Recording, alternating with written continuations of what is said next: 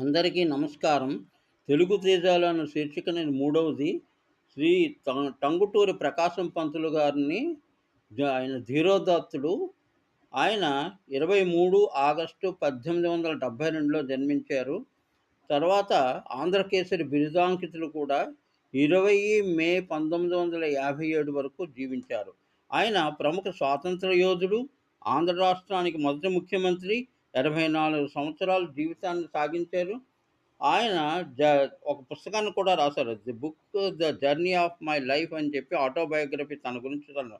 Simon కమిషన్‌కి తుపా నా గుండె మీద కాల్చరా అని ఎదురెడ్డి నిలబడిన ధీరోదాత్తుడాయన. 1907లో బారిస్టర్ పూర్తి చేశారు. తర్వాత న్యాయవాదిగా మంచి పేరు తెచ్చుకున్నారు. బ్రిటిష్ వారులే గడగడలాడించినటువంటి మంచి వక్త. స్ఫూర్తిదాయకమైన జీవితం ఆయనది. ఆంధ్రకేసరి బిరుదు ఆయనకి ఊరికనే ఇవ్వలేదు.